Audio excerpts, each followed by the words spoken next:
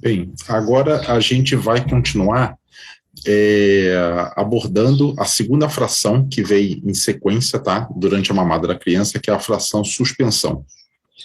E o que que ela vem trazendo essa fração? Observemos aqui. Bem, desculpa, aqui, fração suspensão. Então, como eu já havia falado antes, a caseína, que nesse momento, que é uma proteína que tem função plástica, ou seja, ela tem função de crescimento. Então, repare uma coisa, como é que já vem a natureza, né? Então, a criança começa a mamar, ela está com fome. O que que primeiro um ser vivo precisa? Primeira questão, água é muito importante, tá? Porque a gente morre muito mais em razão da privação de água do que alimento, mas uma criança que tem um metabolismo extremamente elevado, em torno de 100 quilocalorias por quilo, muito diferente de um adulto que gira em torno de 20, 25, né? Então é bem diferente. Ou seja, a natureza já fornece água e carboidrato para essa criança, na forma de lactose.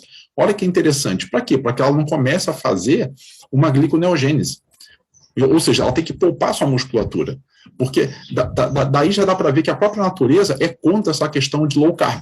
Quer dizer, você tem que dar carboidrato para preservar, tá, a massa muscular dessa criança, até para ela não perder peso e também não ter hipoglicemia. Então, é a fonte de energia mais rápida que tem, é você fornecer carboidrato a um ser humano. E a própria natureza já desenha isso no próprio aleitamento materno. Então, a caseína, né, que é um conglomerado proteico, ela é totalmente diferente da caseína bovina. E observamos nesse momento o seguinte: o leite de vaca ele é bem mais ácido, tá, do que o leite humano.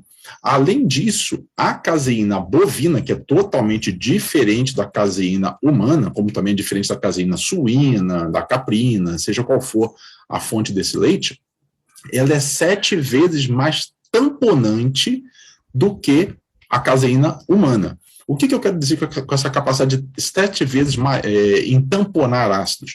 Imagina uma questão. Na hora que a gente tem que digerir proteína, o que é preciso dentro do estômago? Primeiro, de um pH ácido, para que ajude a desnaturar essa questão da proteína para digerir.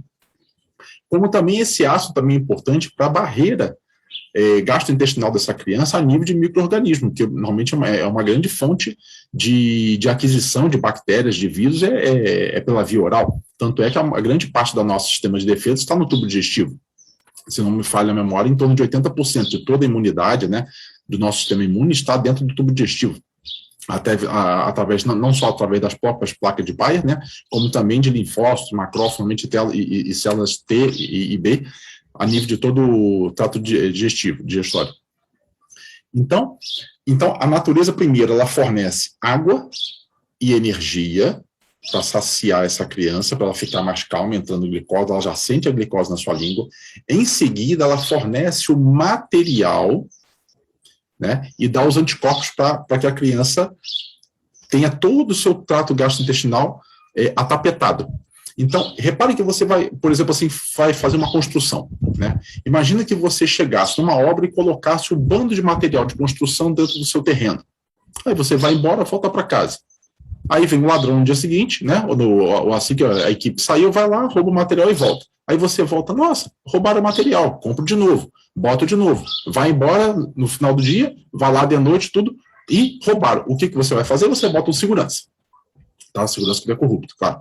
Então, olha o que a natureza faz. Então, ela fornece água, energia e dá os anticorpos. Então, a primeira bota a segurança. A criança pode até não ganhar peso em função de uma mamada errada, porque às vezes vai mamar só o iniciozinho, né, com uma pega às vezes muito errada, mas pelo menos pega uma partezinha maior de anticorpos e água e um pouco de lactose.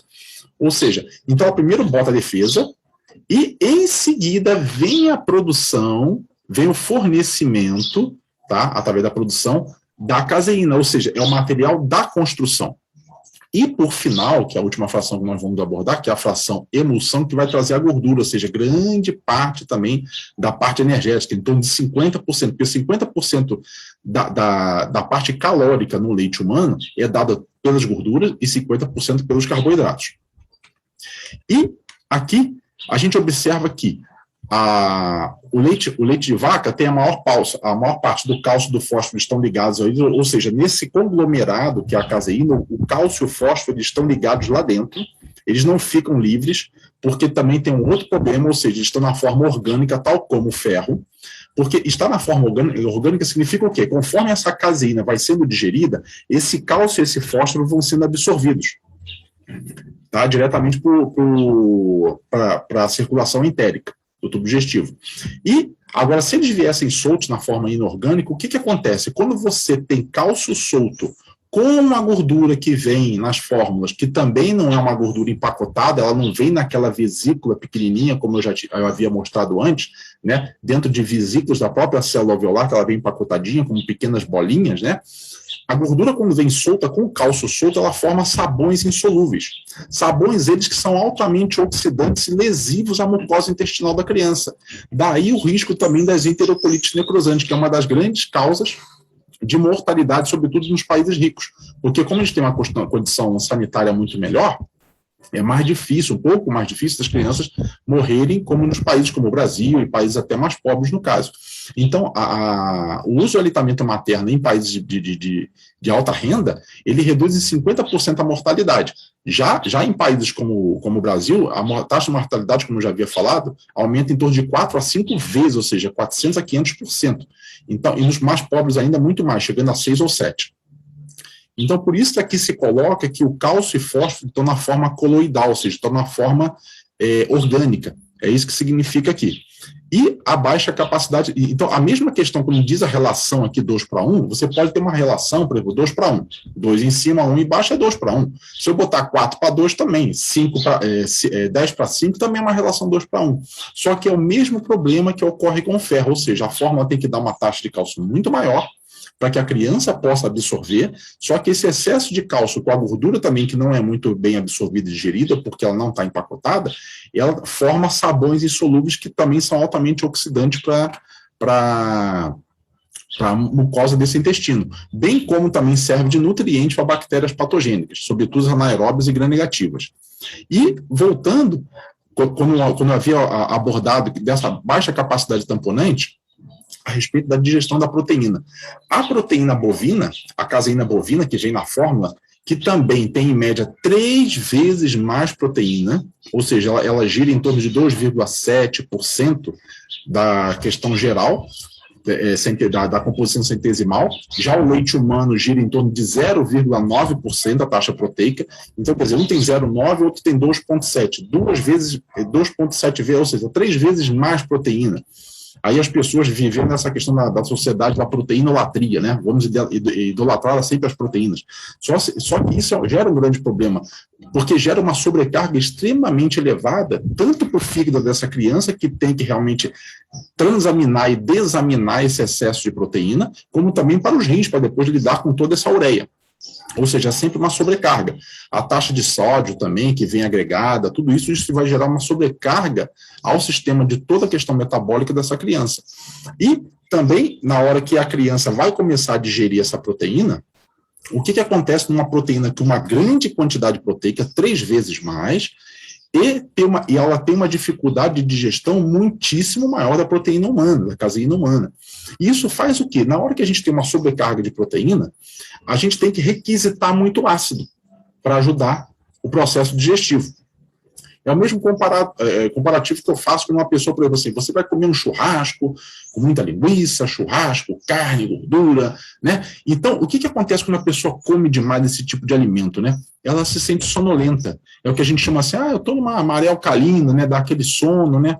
Porque quando a gente, na verdade, aumenta a alcalinemia, não precisa chegar a uma alcalose, ou seja, aumenta a proporção de álcali no sangue, isso dá sono.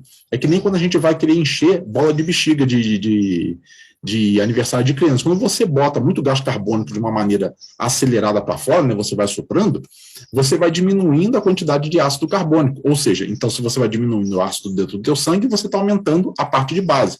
E aumentando base, dá sono. É o mesmo, e o inverso é o contrário. Se você prende a respiração, o ácido sobe, te agita, ou seja, a acidez deixa você agitado. E a alcalinemia deixa você sonolento. Então, nesse momento, quando a criança vai fazer toda uma dificuldade para digerir aquela sobrecarga em triplo de proteína, fora que é uma proteína de difícil digestão, do que vem na forma, que é uma proteína bovina, então ela vai requisitar muito ácido da corrente, que no final vem da corrente sanguínea. Ou seja, eu digo que a criança que, quando está digerindo uma mamadeira, né, que é um leite de vaca, no final das contas, modificado, mas ela não sofre uma maré alcalina, ela sofre um maremoto alcalino, um tsunami alcalino. Então, por isso que dá aquela soneira, né, por toda a dificuldade, né, até de esvaziamento gástrico, porque demora o esvaziamento gástrico, ele é muito lento, porque o processo digestivo é muito lento e muito dificultoso, até porque também requisita muito ácido da própria circulação da criança para digerir essa taxa proteica.